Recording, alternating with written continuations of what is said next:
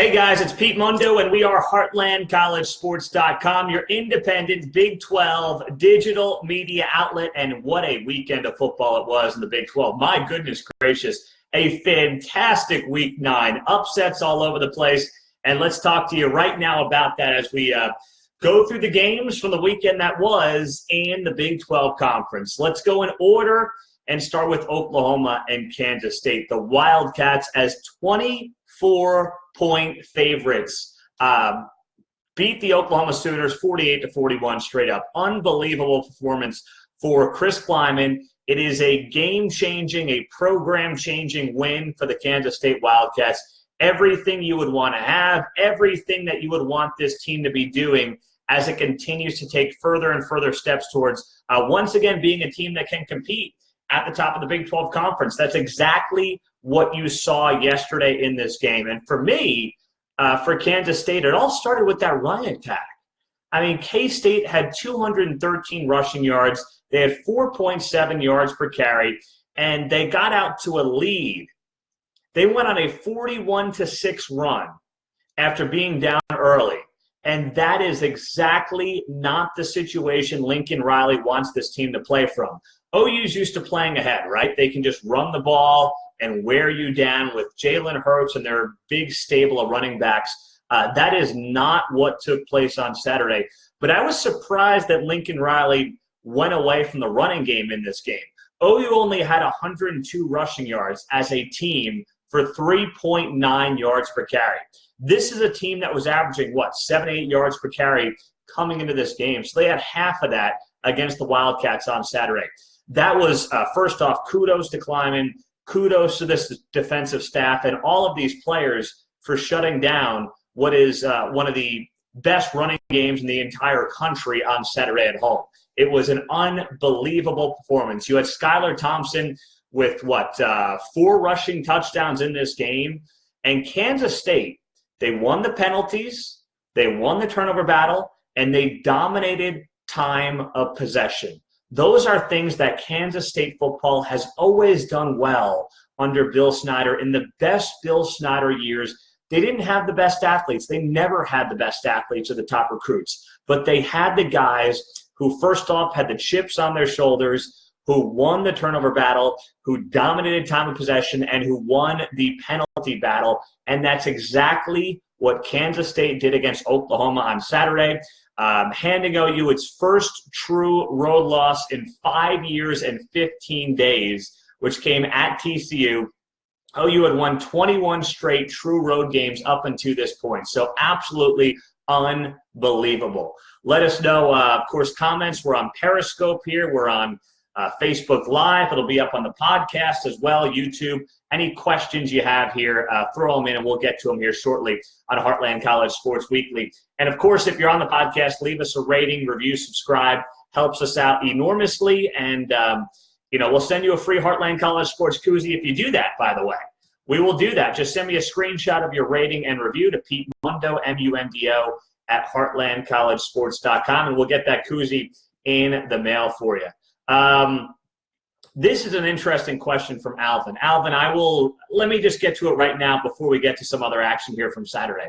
If Baylor goes undefeated and wins the Big 12, will they be ignored by the college football playoff because of their terrible non-conference schedule?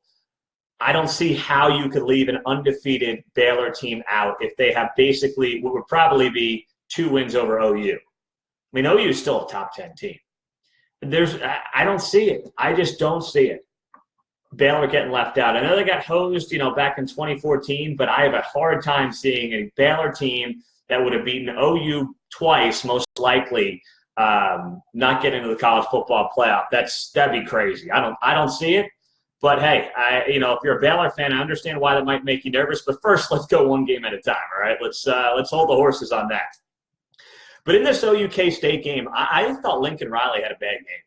That trick play in the first half that led to the interception from Nick Basquin that set up a score for Kansas State. I mean, that was a terrible play call. I mean, I'm all for trying trick plays, but you got Nick Basquin throwing across his body. I mean, that's one of those situations where it's like he's got to know if the trick play is not there, just go down.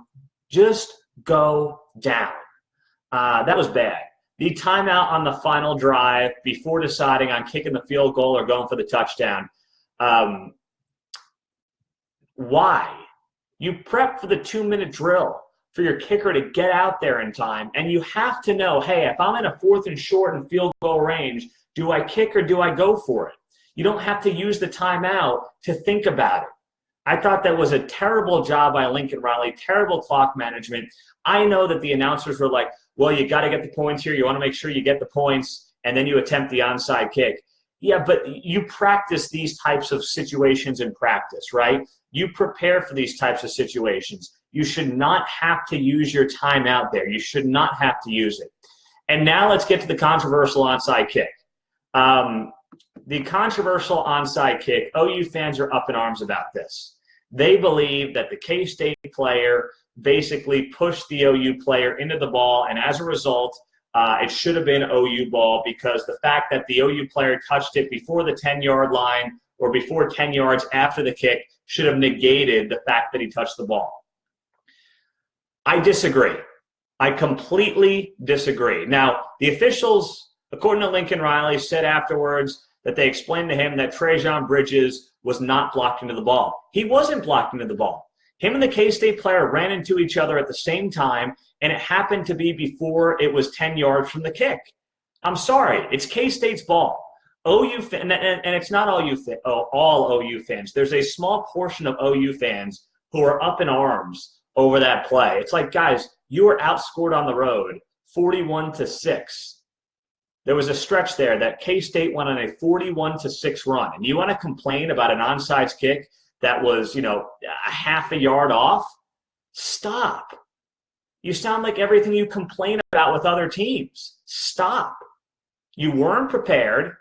You allowed a average Kansas State team to run all over you, and you didn't show up. You did not show up. Stop blaming the officials. Just stop. All right? I still think OU's the best team in this conference, and I'll talk about it on the podcast this week, whether or not I think they're still in a decent position for the college football playoff. We'll do that another time. But there's a portion of OU fans that are really bitching and moaning, and it's like, guys, stop. Just stop, please. It is ridiculous. K-State outplayed you in every facet, and they deserve to win. And you know what? That game did not come down to officiating. I'm sorry. It didn't. It did not come down to it. But OU is still in a great spot to win the Big 12. So let's just hold our horses on that as well, and we'll talk about the playoff this week. All right. Let's go to Oklahoma State, Iowa State. OSU pulls off the upset 34-27. This is a classic Mike Gundy win and a classic Mike Gundy game. Just when you're about to count Mike Gundy out, just when you're about to do it, he goes on the road and beats a team that nobody's beaten on the road since like 2017. Just so typical of Mike Gundy to go win this game straight up as a 10-point underdog. A lot of this, to me, comes back to Spencer Sanders. I thought he looked much improved. Not good. He didn't look good. Let's not kid ourselves here. It's like if Oklahoma State wins, you say, well, Spencer Sanders is showing improvement. And then if he loses, it's like Spencer Sanders can't be the quarterback for this team. He's got no shot. Let's pull it back here a little bit. Spencer Sanders looked better because he only had one turnover, but that was a terrible turnover. That interception Spencer Sanders threw was, that was an embarrassment of a throw. Across his body as he's rolling out, Mike Rose was there, and that's not clear to me which Oklahoma State wide receiver he was throwing to.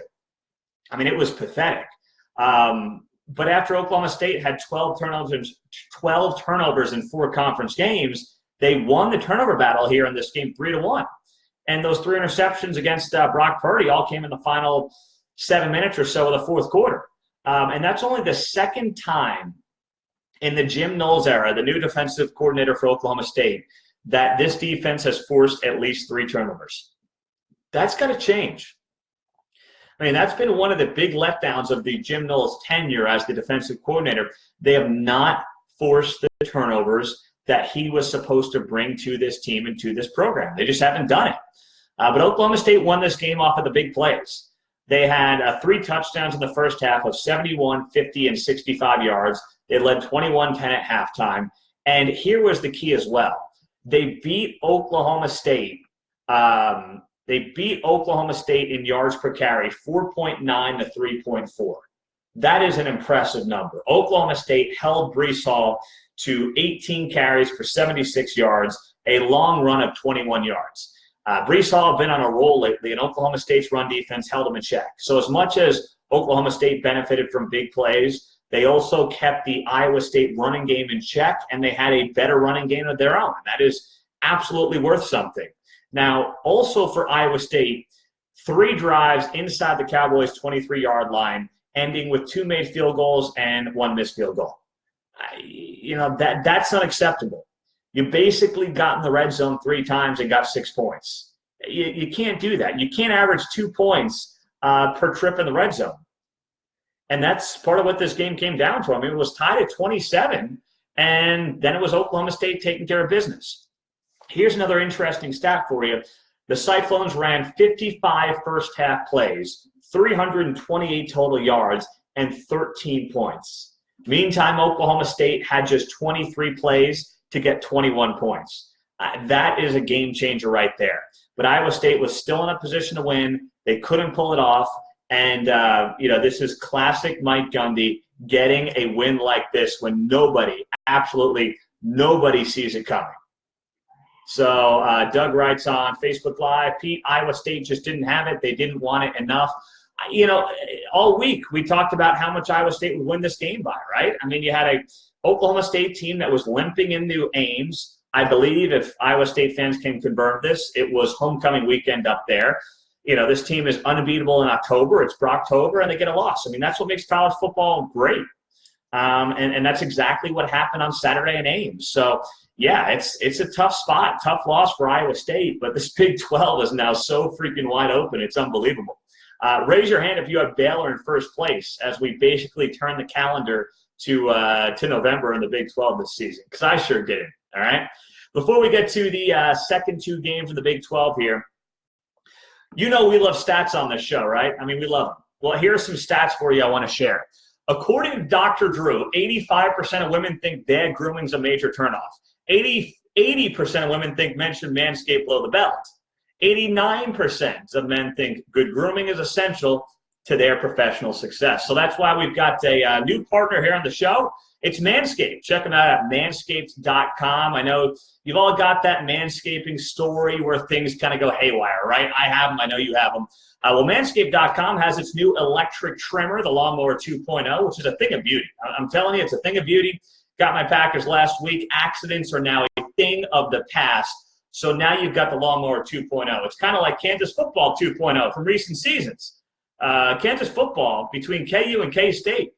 Both teams are having surprisingly good seasons compared to the last couple of years. So the Lawnmower 2.0, you get a 60-minute charge out of one charge compared to 15 minutes. They now have a rechargeable battery, no more double A's. So the Lawnmower 2.0 for Manscaped.com is a complete home run. And right now, if you're a Heartland College Sports listener or viewer, you get 20% off your package and free shipping with the code Heartland20. That's one word, Heartland20 at Manscaped.com. That's 20% off with free shipping at Manscaped.com. Use the code Heartland20. So join all the other dudes helping themselves, myself included, with Manscaped. A special offer for just our listeners.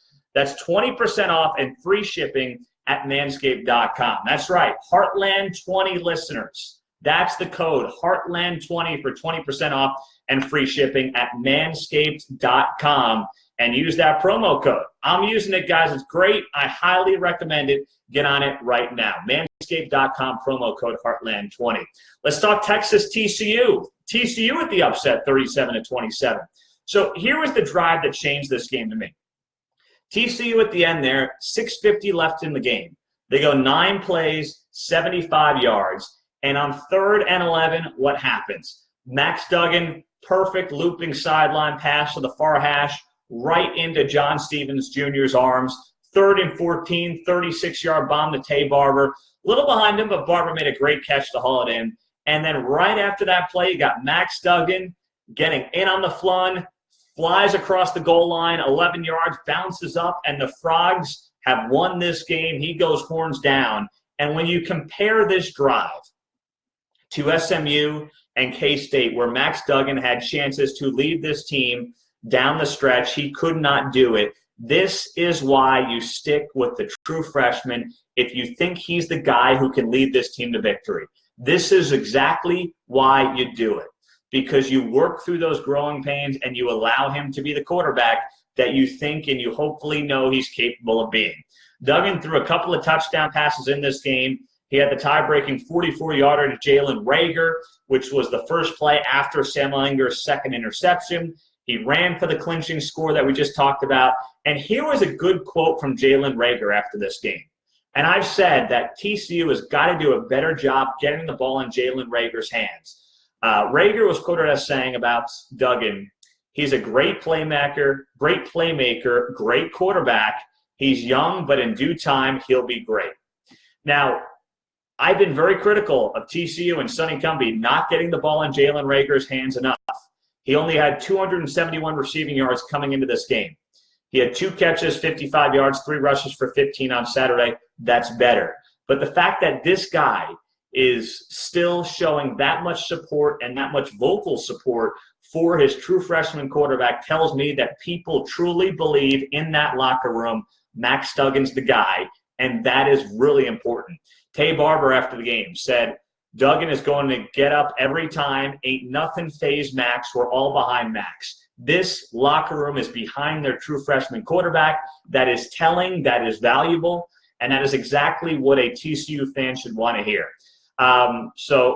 Really good game. And what I love most about this game as a Big 12 fan, watching 2 seniors that are going to be playing in the NFL just go at it on Saturday. Colin Johnson, the Texas wide receiver, and Jeff Gladney, the TCU cornerback.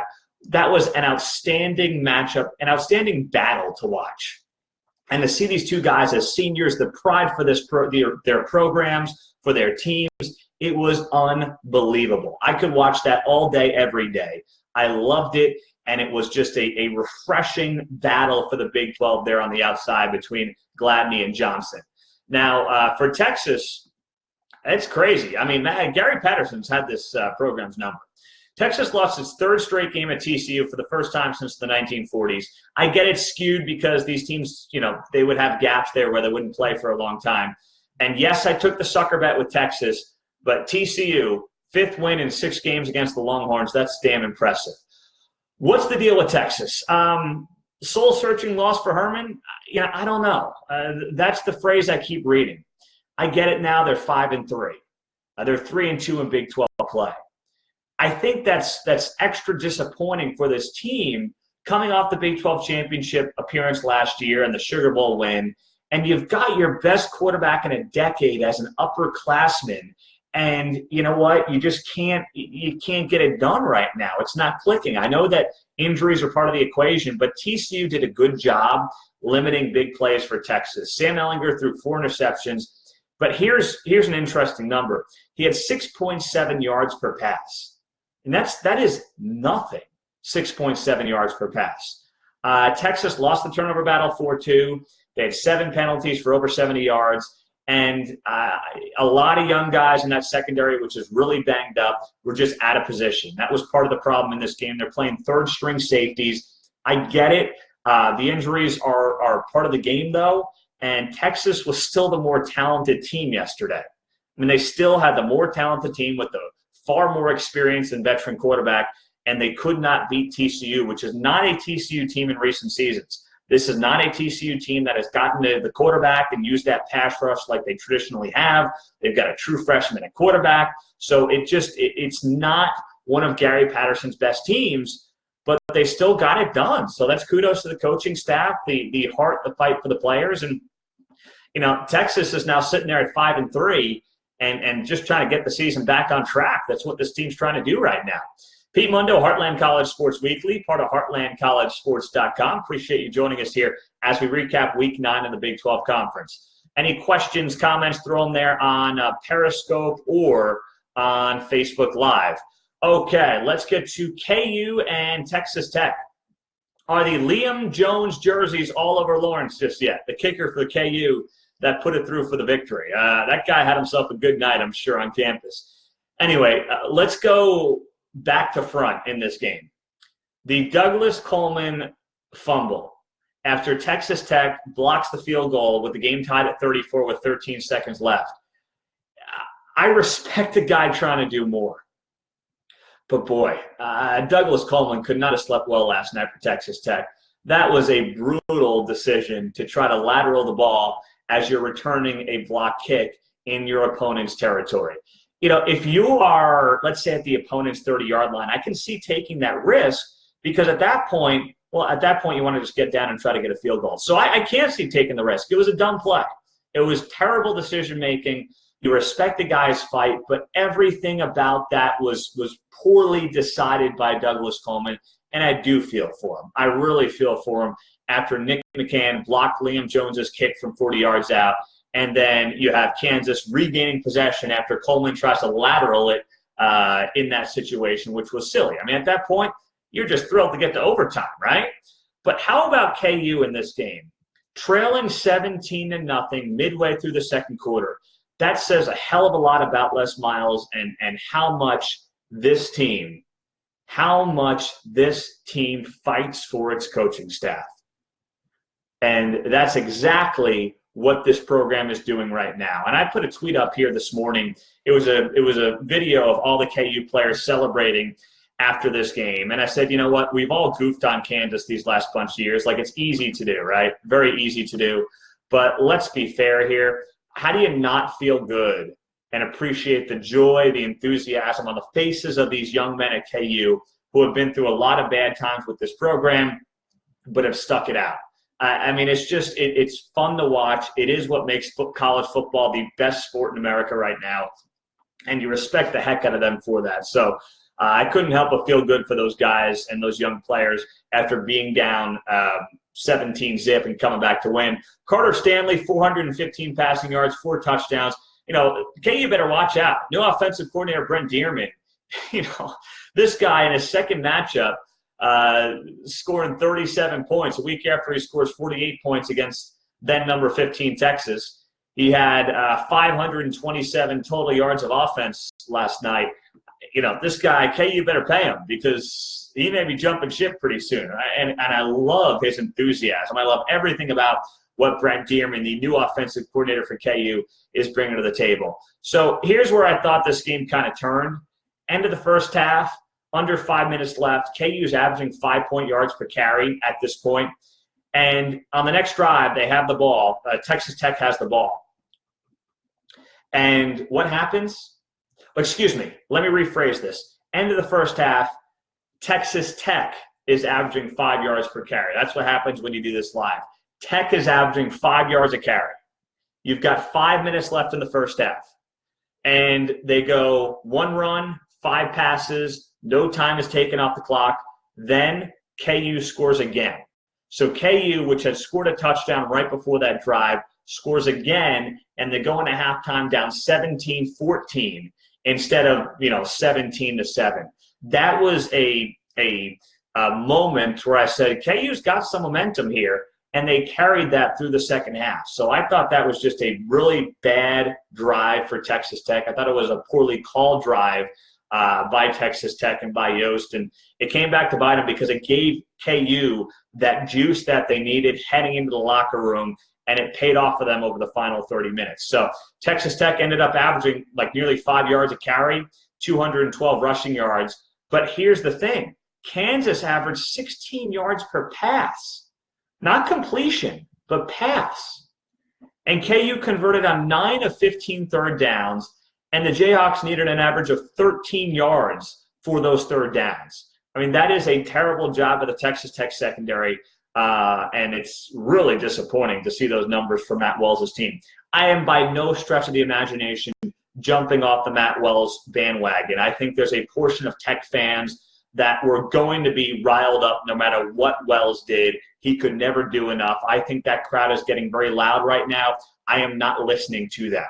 I'm just not doing it because I don't think it's fair. I think this guy's, first off, he's got his stud quarterback down, and he doesn't have any of his guys in there. So I'm not jumping the Matt Wells ship yet, but I got to give Les Miles a ton of credit for what he's doing. I didn't see this team getting the 3 wins this year. I didn't see it. And here they are before we turn the calendar to November, and they've got those 3 wins. On Facebook Live from Britain, do you think KU K-State will be a competitive game this next weekend? Why wouldn't it be, right? I mean, both these programs are exceeding expectations, and the Sunflower Showdown suddenly has a little juice to it. I didn't see that one coming. So absolutely fantastic. Alvin writes, Pete, it's a battle of new coaches this weekend. Who do you pick in Lawrence, Kansas or K-State? Gonna wait till the season gets going here, or the week gets going here, Alvin. I'm not doing any predictions on the Sunday show, but subscribe to the podcast to get all that information, all right? We'll take care of you there. Once again, reminder on that front, rate, review, subscribe to the podcast. We'll send you a free Heartland College Sports koozie. If you do that, just email me, Pete Mundo, M-U-N-D-O, at heartlandcollegesports.com, and we'll get the koozie in the mail for you guys. So appreciate it. Recapping 4 great games across the Big 12, and we are brought to you by a new sponsor this week, manscaped.com. Check them out. They right now are giving our listeners at Heartland College Sports a 20% off special and free shipping when you use the promo code Heartland20. That's Heartland20 for 20% off and free shipping. That Lawnmower 2.0 is fantastic, guys. I highly recommend checking it out. So appreciate you guys as always. Thanks for listening, and we will talk to you middle of this week for our preview show. Our interview as well usually drops on Tuesday with one Big 12 media member, coach, player, whatever it might be. So you guys have a great rest of your Sunday, and we will talk with you on Tuesday right here on HeartlandCollegeSports.com.